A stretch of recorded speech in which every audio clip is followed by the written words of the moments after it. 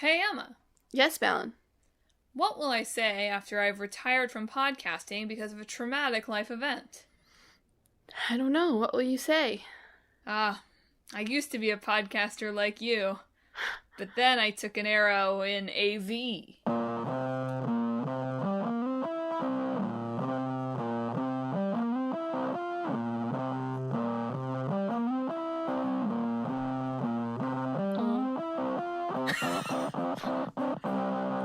Hello and welcome to Talk This. It's dangerous to podcast alone. I'm your too clever for you host, Madeline. I'm your that last part took me a sec host, Emma. And thanks for tuning in to this week's episode. I thought about just playing it straight, but then I thought you'd just be like, well, you just said the quote. Instead, you got to give it an O. 5 seconds later. Oh. Well, listeners, thanks for tuning in. This week, you might have picked up from the joke that our old game we're going to be talking about is The Elder Scrolls V Skyrim. And our new game is going to be BPM, Bullets Per Minute. So big on the key subtitle this week in our games. So what are we waiting for, listeners? Oh, you're finally awake. It's time to talk about Skyrim. There's not an Elder Scrolls 6 yet, is there? It's just been Skyrim? There's not. I was talking to a Clickbait boyfriend about this too, because I wasn't sure. But I also Googled it. And the Google search says Elder Scrolls 6 is coming sometime in a few years, as of 2020. That sounds like Bethesda. They've been putting most of their effort into Elder Scrolls Online in the Elder Scrolls world, I think. Makes sense. Anyway, yes, the most recent kind of mainline, unless you consider online mainline, that's not meant as a dig, installment in the Elder Scrolls series is Elder Scrolls V, better known as Skyrim, which came out in November of 2011. So it's actually not technically 10 years old yet. But it feels more than 10 years old, and isn't that what's important? It's all about the feeling of it. It feels like it's like 20 years old. And we're just getting ahead of all the retrospectives that will come this November. Exactly. What do you bet that they, on the 10-year anniversary, will announce Elder Scrolls 6? That feels like... Oh no, I think they'll be like, you know where Skyrim is now? On your fridge. Is yes. it already on your fridge? I think it's already on your fridge. Is it already on the Switch? It is already on the Switch. Oh, then it's PS5, Xbox Series X. I think you can already, you can certainly already play the PS4 version. Yeah, but it'll be like an upgraded version, you know. Another upgraded? Yes. How much more can you possibly upgrade it? I don't know, but they'll do it. You're right. They'll announce. They've already, as of 3 years ago, they were already trolling themselves about this, so the joke's already been made. By Bethesda and everybody else. They'll be like, it's on the Vita. Oh, wait. Oh, yeah, we're re-releasing it for PS3. Oh. Never mind. Anyway, if you haven't heard of Skyrim, if you haven't heard of Skyrim, I'm a little surprised that you're listening to a video game podcast, but not in a derogatory way, just in a, I'm interested in what your gaming experience is kind of way. But it's an open world. Not really knowing very much about Skyrim, I've heard of Skyrim, you know? Yeah. It's open world. It's an action RPG. It's from Bethesda, and it originally came out for PC, PS3, and Xbox 360, and now, as Emma said, and as is a bit of a meme, it's pretty much everywhere. It's on Xbox One, it's on PS4, it's on the Switch, it's on a bunch of other kind of bizarro systems. Anywhere that you could find a port of a video game, you can probably find Skyrim. And if it's not there, you know they're thinking about how it could be there. Yeah.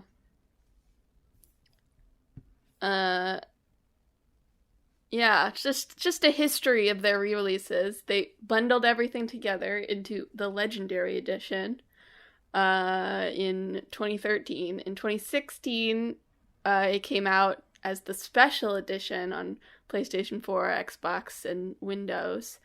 Then it came out on Nintendo Switch a little later. It came out on the PlayStation VR version of it. Just wild. Yeah. I want to know what that is. That's wild. And then I think that the very special edition was not for the fridge, but the legitimate version was for the Alexa. Right. So you can play it on your Amazon Alexa. And then the joke ones were that it would be on refrigerators, your Motorola pagers, and Etch-a-Sketches. You think it's a joke. Just wait for 11/11/2021. You're right. There, we finally perfected the Etch-a-Sketch version. Here it is. Anyway, the Skyrim is, I could get a little bit more into the story if I wanted to, but it's like a big ol' D&D style fantasy RPG. All the Elder Scrolls games take place on this same continent of Tamriel, and just take place in kind of different regions. And so this one, not surprisingly, takes place in the province of Skyrim, in the midst of this civil war between the Stormcloaks and the Imperial Legion. And you come in as this kind of outsider type who, I mean, this is a spoiler for how far I am into the game, but you're somehow connected to the dragons that have started ravaging Skyrim. And so presumably you have to fight the dragon. Yeah. Sort of similarly to a lot of open world games that have come out, I think you could point to Skyrim possibly as a influence on Breath of the Wild, but you can sure do a whole lot before you start, following your destiny or whatever. Yes. So Skyrim, we can quibble about this, but it's certainly one of the high water marks for this sort of game. I mean, there's a reason they've ported it everywhere. And that's not just nostalgia factor. Yeah, I mean, we'll talk about it. It's sort of weird that it is a high water mark, but we'll talk about that. Because the Elder Scrolls fans don't even think it's the best Elder Scrolls game. But, yeah. I think the big thing about Skyrim when it was announced, though, is that there were lots of dragons. When previously in the series, there had not been dragons. Or I think there maybe been one dragon in the whole series. And then Skyrim was like, we've got lots of dragons. Dozens of dragons, in fact. Which, as you know, is really all you need to do to get gamers to cheer. Dragons? Woo! Woo!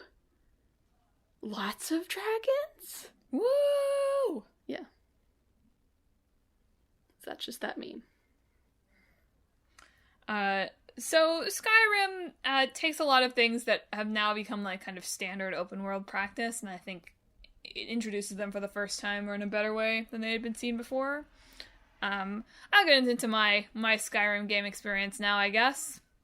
So I bought Skyrim. So I didn't play it when it came out. And I was thinking about this, and I was realizing I don't really feel like there was very much in the way of single player games that I played pre-graduating from college, for the most part. Yeah, I definitely have a weird gap in my game playing that's like between like 2010 and 2015, like middle school and high school.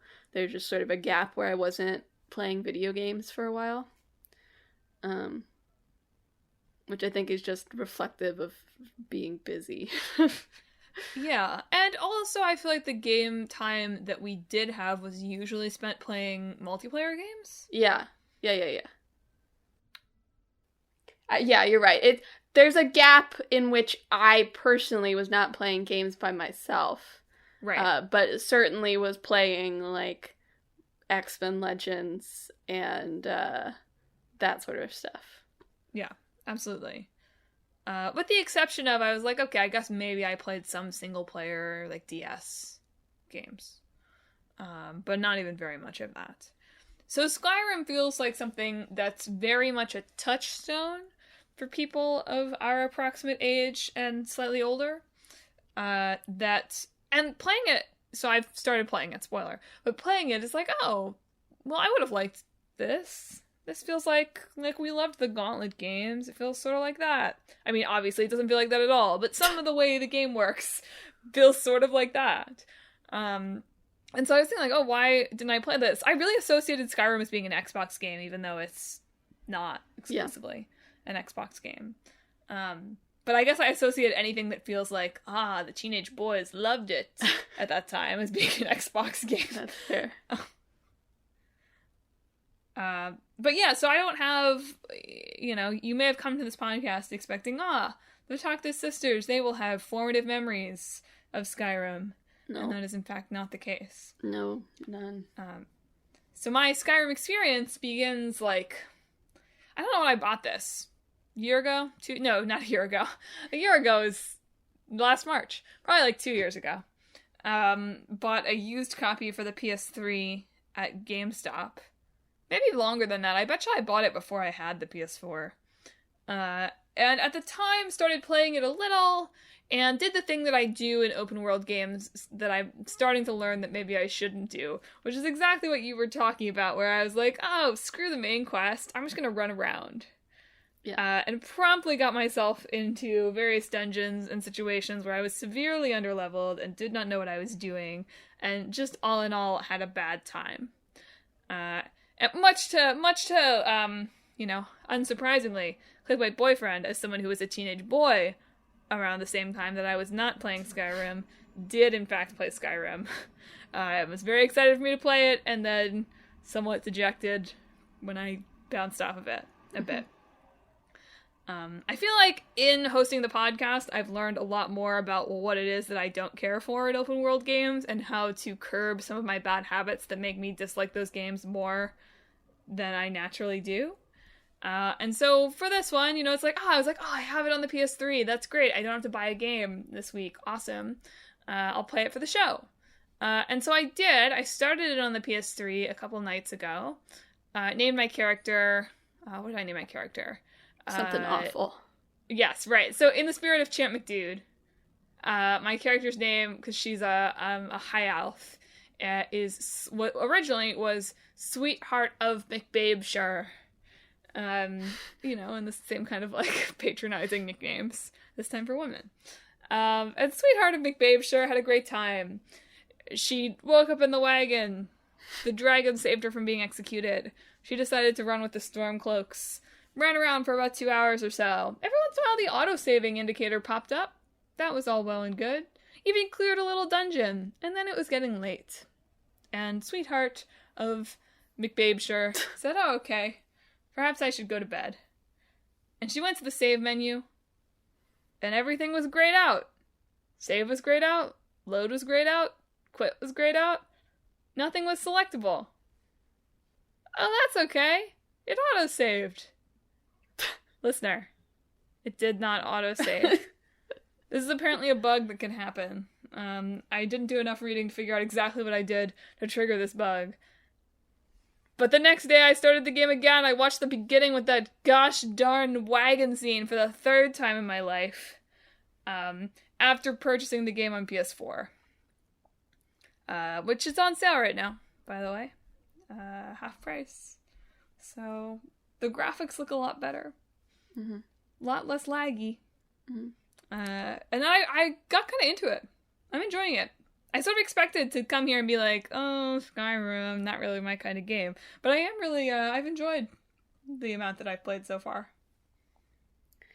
But, the bug that you mentioned and, the general sort of jankiness of Skyrim is part of the reason why it's kind of odd that it's still, so popular, and relatively well regarded by the game community at large. Well, more than relatively, it's on Wikipedia's greatest games of all time list. Yeah, you know what else it has a Wikipedia page for? Skyrim modding has its own Wikipedia page. It's a big deal. Because it is such an extensive system.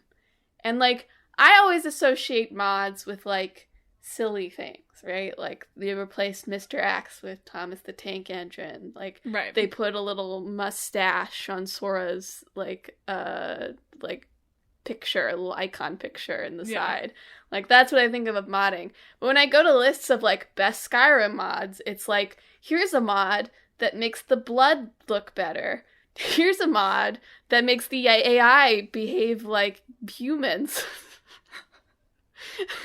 Here's a mod that fixes out, like, the frame rate. Like, it's very, like, you get all these lists of mods that are like, here's just things that the game does not do well and fixes it, you know? Which is why it's so strange that, like, they've released this sort of, like, janky, weird, buggy kind of mess, which I guess is kind of standard for Bethesda games. And then, like, the community has so amassed around it to fix everything that's wrong with it. Well, I think they released at just the right time, right? They definitely missed. I mean, now when things release buggy, people are angry about false advertising, and they're angry about, like, being forced to be beta testers, right? And I think that the critical mass around that kind of anger, perhaps because Twitter wasn't quite as popular yet, right? But I think the critical mass around that kind of anger had not amassed in 2011. And so instead we could have this thing that was obviously very ambitious and had a lot of good bones to it.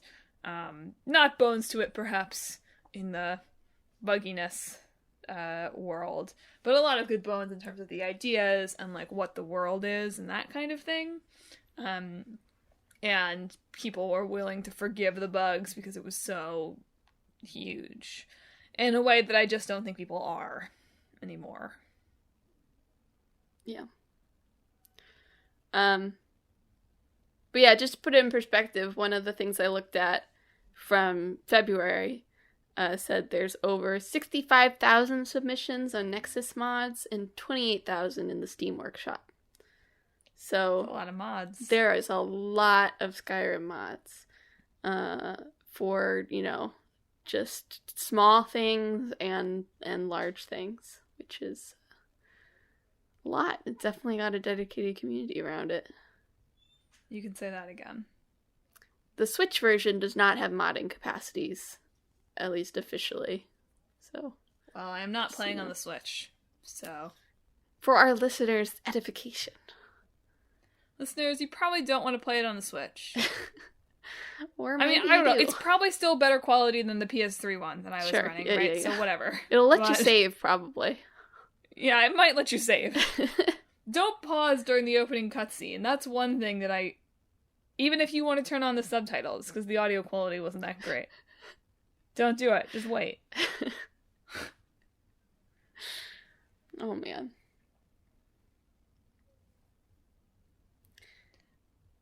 There's one of the Morrowind is, like, the third one, right? That's the one. Is the third one that they put, like, the Morrowind music over, like, people talking, like, NPC dialogue. Isn't that one of the memes out there? I'm not sure, but that sounds vaguely familiar. Oh, no, it's Oblivion. Sorry. Well, Morrowind, apparently, in the Elder Scrolls community, is widely regarded as the best Elder Scrolls game. I was talking to Clickbait Boyfriend about this as someone who has played exactly 2 Elder Scrolls games. So 40%. And apparently, I was talking about how I kind of appreciate, like, it feels a little overwhelming right now, although I'm getting used to it, that Skyrim has a sort of a deeper RPG system than I'm used to in some of my games, in that there are a lot of different categories and a lot of different spells, and, like, the way you allocate points feels very like my limited experience with D&D. And apparently, though, both Oblivion and Skyrim are, like, further watered-down versions of what was much less accessible system that fans of the series thought was better in, like, Elder Scrolls 3. Which I thought was interesting, because I was already like, oh, there's a lot going on in this game. Where do I allocate my 1 point that I get when I level up? You're always gonna get the hardcore people who want more numbers, you know? People love those numbers. True. They love them. Those people should just play D&D. I hate then to say you have it. to go get friends to play D&D. Someone has to Oh, you're tell a right. story, you know? You're right. You're right. Sometimes you just want the D&D experience without, putting as much effort into it. Fair enough. Skyrim also really takes... I mean, this is something that we think of as super standard now in open world games, which is wild. This was only 10 years ago. But the idea of, like, NPCs that have their own schedules and do their own thing was really brought to the mainstream in a big way with Skyrim. And they do. They do have their own schedules in the game. I've been moderately impressed. I mean, not impressed. It's not something you feel impressed about anymore, really. But I've noticed it. It's annoying when people go to bed, though. That is one thing about NPC schedules that I universally don't like. When they go to bed? Is when they go to bed. You spoiled from bug snacks when you just go in their house and wake them up at any See, hour? I didn't really try to do that in Bugsnax. I felt bad. I felt like something bad was going to happen in Bugsnax if I woke them up when they were asleep. Here, you have to break into their homes when they're asleep, which is bad. Yeah. Yeah, there's like a crime system, right? And the guard can come arrest you. Yeah, I haven't played around with that too much yet. But yes, you have to be careful not to not steal things and all that good stuff. Of course. Or murder people. They give me a lot of crap for running around with my weapons out sometimes. Right. Another good reason that I switched from PS3 to PS4 was that I think my PS3 controllers are reaching the end of their lives. In that the original sweetheart of McBabeshire had a bit of a twitchy left hand. Bit of a loose cannon with the spark spell I had on her left hand. Sometimes it would just go off at random. That must just be something that happens to PS3 controllers eventually. Yeah, I mean, obviously those controllers are like, what? I mean, they're 10 years old at the minimum. I think they just crave violence, to be honest, though.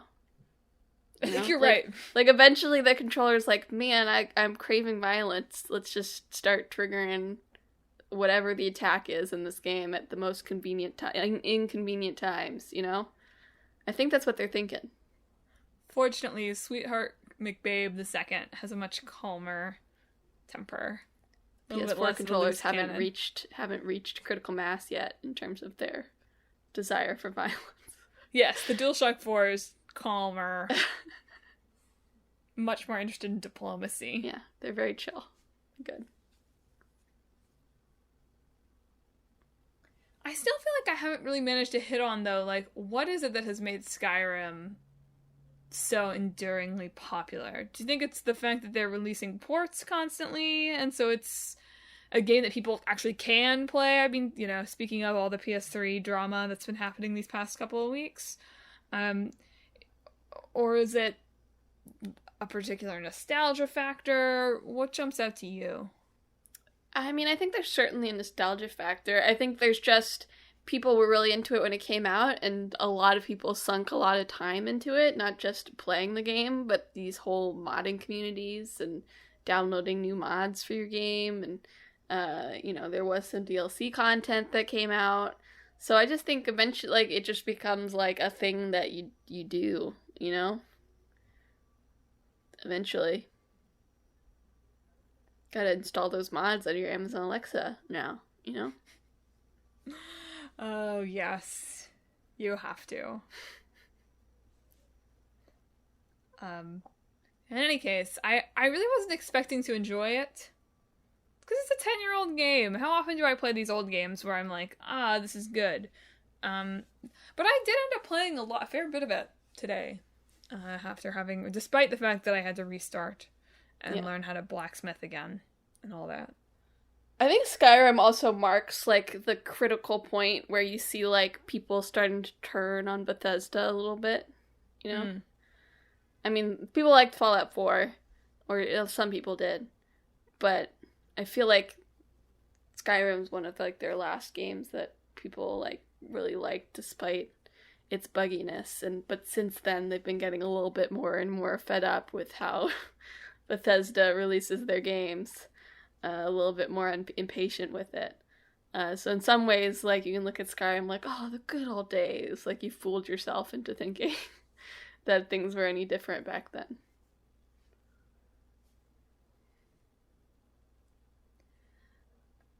think it's also that it's very classic.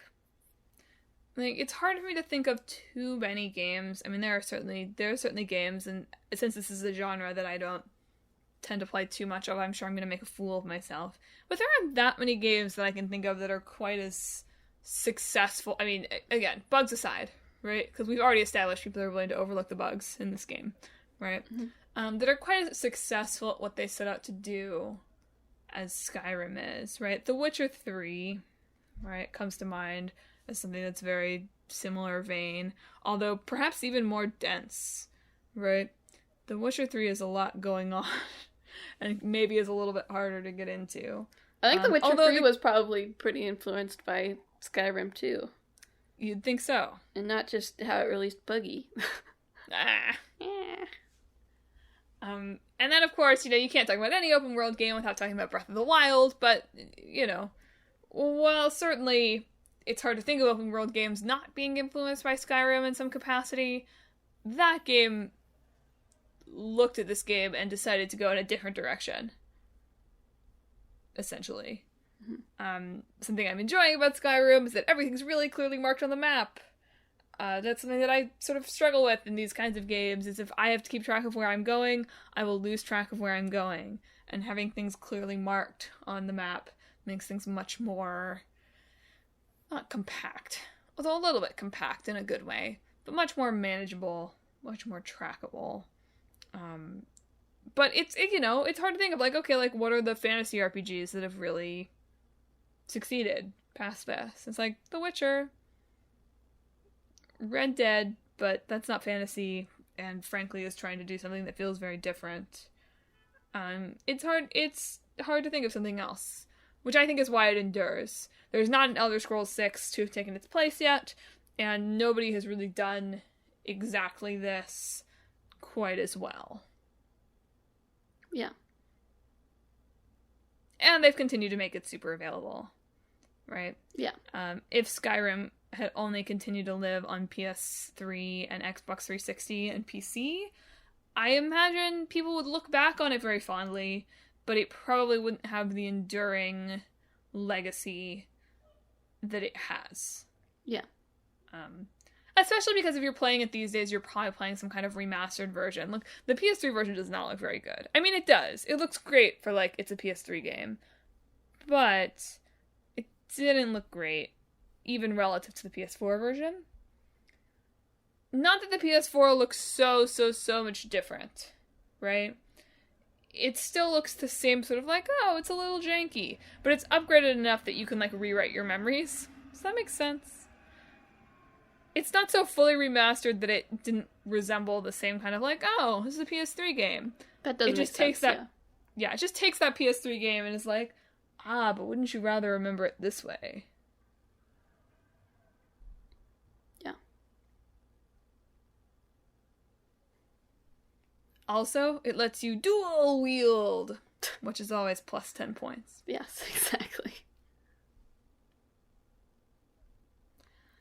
So I guess, look forward to more thoughts on this from me in 5 weeks or whatever. I think I am going to continue playing. It's a nice counterpart, very different open world. It's my other game that I'm playing right now, so I think they'll balance each other nicely. No dragons in Yakuza? There are dragons in Yakuza, but they are tattoos. They're just like a dragon. Exactly. Anyway, we should probably move on to our new game. Yes. BPM, bullets per minute. Yeah. My theory for how they came up with bullets per minute is that somebody was just playing an action game and they got a really cool thing where the attacks were really hitting to the music and they just popped a light in their head. It's what if that was the game? Because I have totally had that, satisfaction moment in games when things, hit right on the beat on the music really nicely. And so, this just seems like a natural extension of that, making an action game that's also a rhythm game. So if you haven't heard of BPM, it's a 2020 release from Awe Interactive, which is a British very small studio. It's like 2 full-time guys, right? Mm-hmm.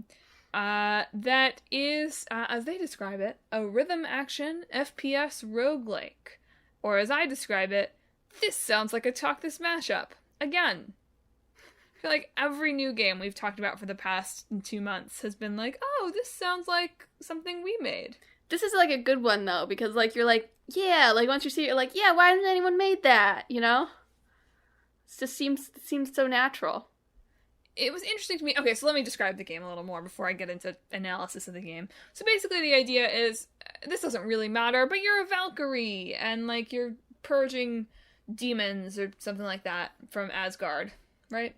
Yeah. And so... The plot kind of feels like they came up with it as a way to, like, help make monster designs more than there really being a plot. Exactly. So in the game, all of your actions are tied to this kind of rock opera soundtrack that they've created. And so you can only shoot and reload and that kind of thing to the beat. Yep. You can move and you can do some other stuff off the beat, but all of your shooting, all of your reloading, all of your offense, basically, has to be to the beat of the song. Otherwise your gun jams up, and then you probably die. I'm pretty sure your jumps and dashes also have to be to the beat. Yes, that sounds right. There's a little more flexibility. There are a couple of other games that have done things sort of like this. I saw, like, Crypt of the Necrodancer. Oh, yeah. But that's yeah. But very different. I mean, very different aesthetic. Very different vibe. So it's obviously, if you look at the aesthetics, it's very Doom, very Quake inspired. Except, like, really red and yellow. Yeah, I do think that's kind of unfortunate. I mean, this is already a game that wouldn't work for me, personally, because I can't... It's first person, which makes it hard for me to, like, place myself, because my brain doesn't work like that. It's fast moving, so that already kind of makes me nauseous in games, and if you just throw the red lights on top of it, that's just, it becomes unplayable. Like, I was looking at this like, you know, maybe if it was on PlayStation, I would get it, but no, I wouldn't get through 5 minutes without feeling like I was in pain, I'm pretty sure. But it's sure fun to watch on YouTube. Yeah, I mean, a lot of the things about this game seem really tailor-made for, like, a dope trailer, and for some dope speedrunning, and for watching. And, yeah, it's hard for me to judge. Like, I watched the trailer, and I was like, oh, that sounds cool. Like, maybe I do want to play this. And then the voice in the back of my head was like, Madeline, you're bad at first-person shooters. And so I'd personally, like, I still have a little bit of an interest in it, but I'd personally need to know a little bit more about, and just watch more gameplay, I guess, of how difficult it is, right? Is it really just a matter of I need to push buttons on the beat, or am I having to aim? You do also have to aim, I'm pretty sure. Well, then I'm out. I just watched 10 minutes of IGN footage just playing it, and wow, it looks so cool. But also, like, I couldn't play it. It would kill me, I'm pretty sure. Well, their April Fool's prank, which I appreciated because it was a joke on themselves, was a version of it called BPM Ultra Red, which is just even redder than their already really red game. So, to help you in the UI, it does have, like, your gun crosshairs. That's what they're called, right? Yeah. Like, it has, like, 2, like, what are the pointy ones called? There's ellipses, and then there's the pointy ones. Yeah. They're brackets. Brackets are the square ones. The greater sign, and then side the less than sign. Yes. They have those, like, coming in from either side of the screen, and when they, like, hit the, like, transparent ones in the middle, that's when it's on the beat. So it does give you a little help if you are rhythm challenged. You can both listen and watch for the correct timing. It's also, though, and we haven't really talked about yet, it's also a roguelike, which just throws another kind of wrench into it of, each time the dungeon changes, and your build can change. So that really affects Yeah, how the Hugin and game Mugen goes. have shops. Yeah. They're like little birds, I think, in the thing. I think they're ravens in mythology, but the way they looked in this were like little Tweety birds, big honkin' Tweety birds, excuse me. Yeah. And you can like go in and purchase things from their shop. And you can also find stuff in treasure chests in various rooms as well. And the only thing that carries over from run to run is your gold, and only then if you've like saved it in a bank in a particular way. So that to me is sort of what makes me apprehensive about the game. It was like, oh, I'm not very good at roguelikes to begin with, as proven by my attempts at Spelunky 2, which fizzled out and went nowhere. And I'm like, oh, this seems like a game that I could get into if I got to practice it enough, right? But if it's constantly changing, I'm like, oh no, maybe I'm really bad at this. Well, I mean, the layout changes, but like the way you play doesn't necessarily change. No, I know. I just mean, perhaps my only hope of being good at an FPS is being able to practice it enough so that I've learned how this level goes. Yeah. And this has taken away that option for me, which I'm sure is very fun for someone who's good at this sort of game. There are also different guns that work differently, and you have to consider how to reload them on the beat as well. You can reload several of the guns on the half beat instead of the beat. So you get this really cool effect where you get like boom, boom, boom, boom, chicka, chicka, boom, boom, boom, boom. It's very satisfying. The sound design has been really satisfying. That was my impression of reloading a gun, was the chicka chicka. Chicka chicka. That's what guns sound like. Yeah, I'm pretty sure. It's interesting to me. It feels like these games that are essentially interactive music videos, I mean, this a little bit less so, are becoming, and that have very stylized graphics, are sort of becoming their own little mini genre. I'm thinking of Sayonara Wild Hearts. I mean, that's just a rhythm game, though. But these are both kind of like funky rhythm games. Okay, fine, whatever. I thought they had similarities. Sure, there's the funky rhythm game genre. Roast me. Whatever. But what's also interesting, though, is...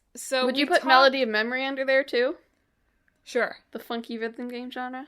I don't think the aesthetics of Melody of Memory put it in quite the same category, but sure. I mean, because it's an action one, right? I don't know. I was thinking like the neon album. Oh. So it's just the graphical style you're using to classify them. And the okay, fine. I'll drop it. Never mind. I thought. Well, can you give an example that's not this or Sayonara Wild Hearts of what you're thinking of? No, I can't, okay. because I don't play that many of these games. I'm sure there are others, but those are the two that I was thinking of. I think you're onto something with saying that there's these more sort of action-based rhythm games. Like, yeah, there's definitely a genre with like Crypta the Necrodancer that is like, it's not just a rhythm game, like it has something else going on. Yeah. For you to deal with. Rhythm games. I think that's fair. I think the funky visual album is maybe a little bit of a weaker genre classifier, that's all. Fair enough. It also gets around something that we talked about in our streaming side quest a few weeks ago, in that instead of necessarily, at least for now, all the music in BPM is royalty free. So you can stream it however you want. Yeah, that feels like something you kind of have to do. Right. Well, definitely. But you would think that that would be something you would want to do for many games if you wanted to take advantage of streaming. And yet people don't really do it well a lot of the time. I mean, we talked a little bit about, like, that more people are offering, like, copyright-free stuff, but it's so much less of a concern when music is not, like, the gameplay. Yeah. You know? Well, especially in a game like this where you have to think, I mean, not just because they're an indie studio, but because of what this game is and how it looks, that they were definitely betting on streaming as a major marketing avenue, right? Yeah. If you're gonna make a game that's sort of this striking and this fun to watch, you'd hope that you're quoting streamers to stream it. I mean, you probably wouldn't really want to be getting licensed music anyway, because you'd want to have control over the beats on each level. So, yeah. So you'd want to be making your own music, basically. It's true. I mean, I'm sure you could do dope things with licensed music if you wanted to. Sure, that's what Beat Saber's for. More control. You know? What? That's what Beat Saber's for. Yeah, fair enough. It was also interesting to me to read in several reviews, because, you know, clearly, FPS games are not something we play much of at the various Talk This headquarters, but several of the reviewers were talking about how, in things like Doom, and in things like Halo, and that sort of thing, how rhythm and sound are already a part of the game. Obviously not in a way that's nearly as forefronted or like, this is a rhythm game, at all. But it was interesting to me to read, and it made this seem like a more natural fit than it perhaps would have at first glance. How much, when you're into those games, right, you're already reading kind of the shot patterns and listening for clues and getting into that kind of shooting rhythm. Or, like you said, like hitting that shot right in time with whatever background music is going on. Yeah. However, it's mostly in 4:4, which Click Wait Boyfriend would be disappointed by. I mean, I guess you want it to be accessible.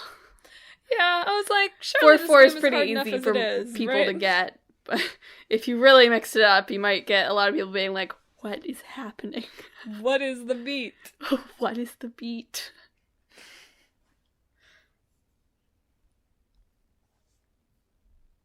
Also, you definitely don't want it to go too fast, right? Because that kind of... You can't think that fast. You can't think that fast, and also, like, you could kind of, like, button mash that, and it'd sort of ruin the point of the game.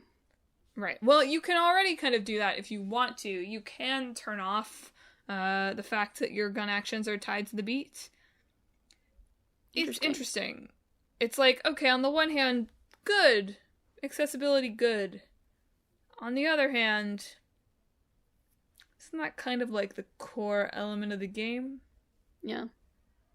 Like, it kind of sucks. It kind of sucks that to make it more accessible, that's your option? Yeah, it seems like there could have been better options for that. Like, being able to turn on, like, a little bit of cheating, you know? Like, if it's within this range, it still works.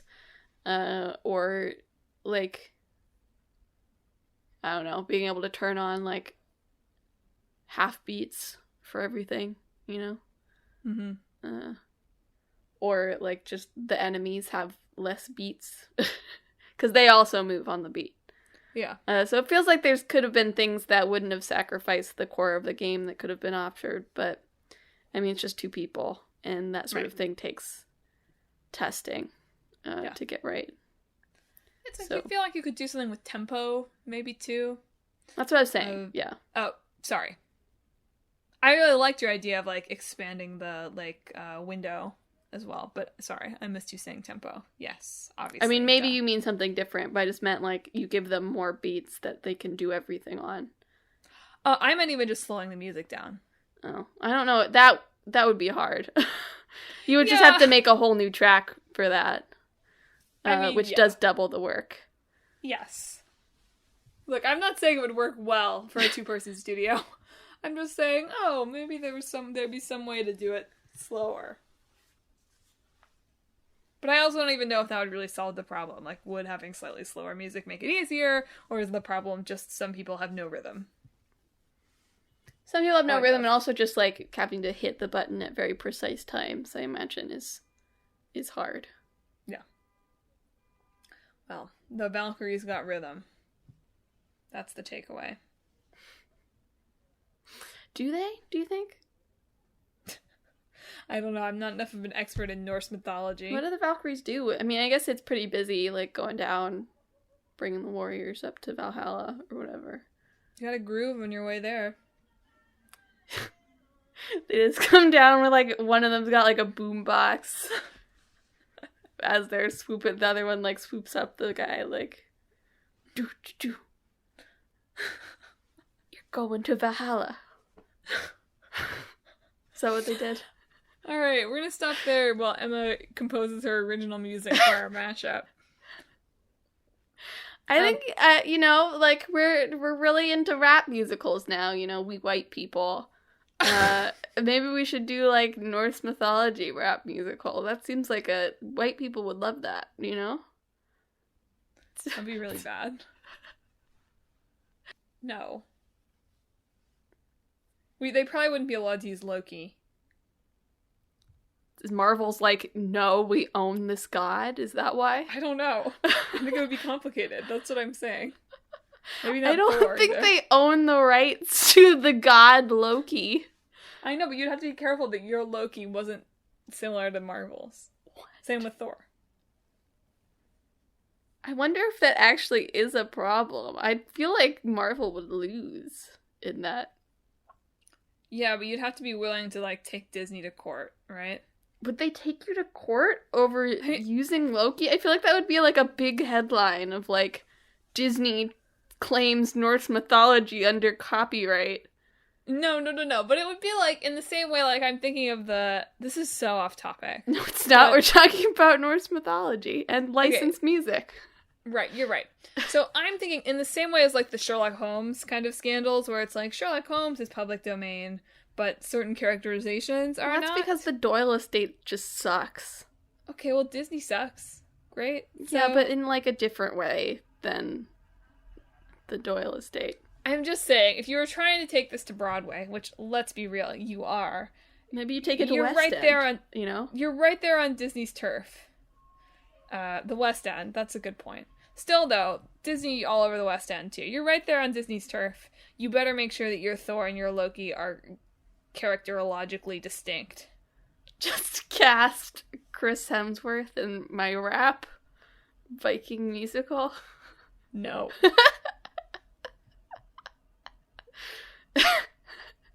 All right. I deeply we gotta match apologize these two for this idea. I do not endorse it. We gotta match these two games up. I will point out that I found on Twitter something that BPM retweeted, which was already somebody being like, is this a bug or an Easter egg? And they were playing BPM and they walked through a door and then it opened up onto, oh, you're finally awake, from Skyrim. Really? And they were like, it's a fake, not red enough, horse isn't walking on the beat. That's funny. I was like, that's so funny that they retweeted this like a month ago. You should and find here that we are again. about to mash these two games up. You should find that again. I'll send it to you. I have Good. the link. I'll show it to you. Good. I don't have a great mashup idea given that BPM is already 3 genres, none of which are included in Skyrim. Skyrim is huge, BPM pretty small. Okay. So there's an open world thing, and it's kind of fantasy, but the important thing is that all these, like, different fantasy regions are, like, a different style of music, right? Okay. So it's not real fantasy, it's, like, fake fantasy world where, like, music is, like, your magic power, basically. Sure. You use music for magic, so all these different realms that have, like, their different musical styles, and generally you're just, like, running around doing things, you know, it's got this pretty music in the background, but then when you sort of find yourself in encounters, to really get the most effect out of your combat, you have to fight on the beat. Got it. So the idea is, like, there's this, like, rhythm of the world. Yeah. I feel like there's a pretty good, like, fantasy mythology you could build around that, like the heartbeat of the world, the rhythm of the world, the flow. And then you kill it at the end. Oh, yikes. Nice. So, I don't know what you kill at the end. I assume you kill some sort of big dragon at the end of Skyrim, right? No spoilers, but I would assume so, yes. Yeah. There's something. Some stick in the mud who hates music. You have to go kill them. They're a dragon. I don't know. Is there any way we can tie the beat a little bit more into our, like, traveling? I just feel like that'd be such a hassle. If it's like an open world. Can we make it like an element of like the fast travel or the sprint then? Is like you can go into like the music stream. Sure. Why not? I have no. Cool. It's like the pathless. You like shoot the That's things. what I am inspired by a little bit. On the Yeah. beat. Not quite like that, but something like that. Sure. Yeah. I just don't think you should be required to move on the beat when you're moving around the world, because that would make like talking to people a huge pain. Totally. Yeah. I just want it to feel integrated enough that it's not just like, it's Skyrim with the occasional rhythm battle. Well, I mean, you set up the whole aesthetic of the world around music, right? So yeah, that's important too, to make it seem integrated. But I think tying the sprint works fine, because it's like you're using the music for power. So anything that requires you to go beyond natural limits. I'd been picturing the combat as like not being as strict. Like your sword still works if you're attacking offbeat. It's just not as effective, you know? Totally. I think that makes sense. I like that. I think we'll have to be very careful. Just in general. I mean, look, Skyrim falls into that classic... I don't think this is unique to them. They're really building on something that's baked into Dungeons & Dragons for years, right? But, like, probably we should move beyond dark elves. Sure, right? hire some diversity consultants or whatever. I think that's going to be important if we're going to be building worlds around musical styles. Yeah. That we are thoughtful about the residents of each of those regions. Yep. So good. Just checking. Otherwise, I think we would end up with the wrong kind of memes.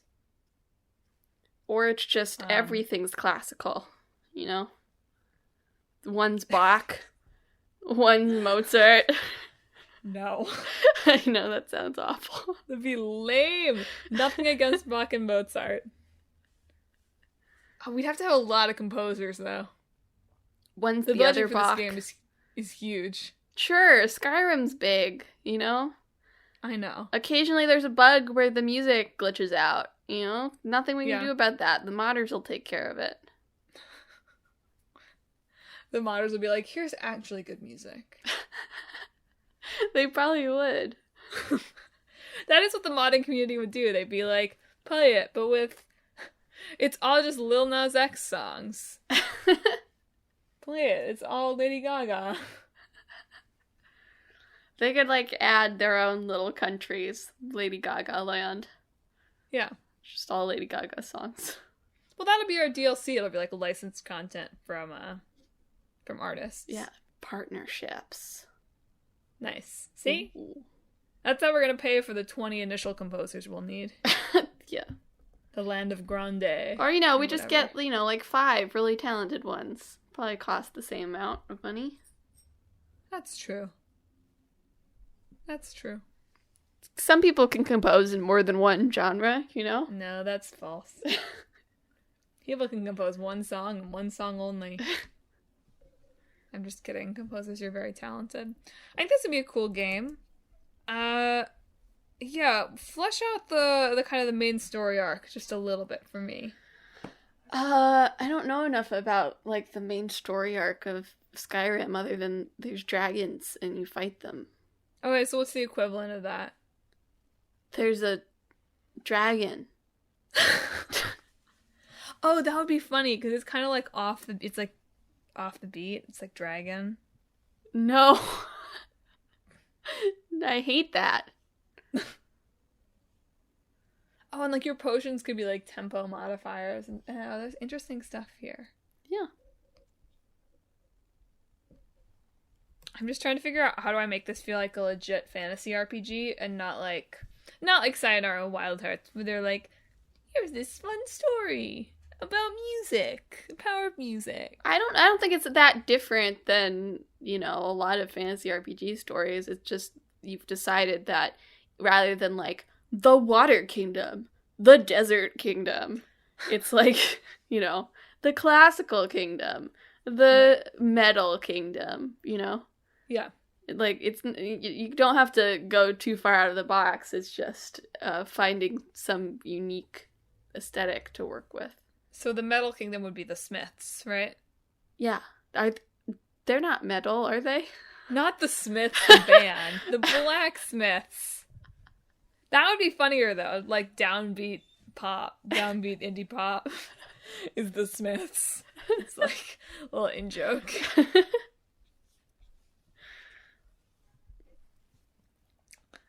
Well, listeners, do you have a genre of music that you want to be included in our musical fantasy epic? Or a bug that you would patch out of it?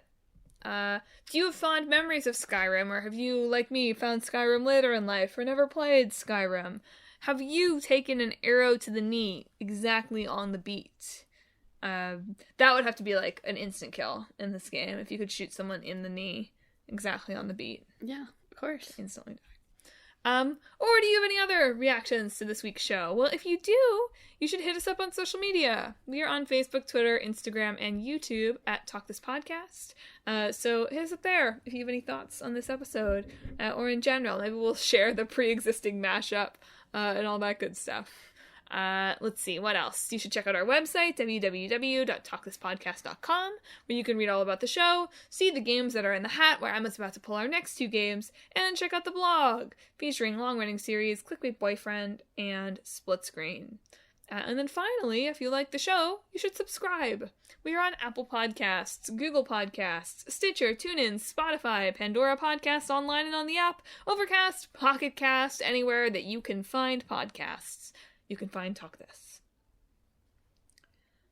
So next week's a side quest. I've been kicking around the idea of like doing something with like console exclusivity or something like that, but that's not final. Tune in next week to figure out what that is. But Emma, what are we going to be talking about in 2 weeks? For our old game, we're going to be talking about Jak and Daxter. Nice. Nice. And for our new game, we will be talking about Hitman 3. Oh, nice. Jak and Daxter and Ratchet and Clank are the same game in my head. Didn't we play some of like Jak 2? Yeah, we in did. High school. Yeah.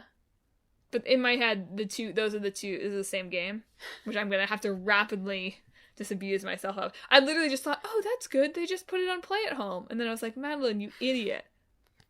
That's not Jak and Daxter. Daxter is the little, like, squirrel, and Clank is a robot. That's how you tell them apart. Thanks. Good.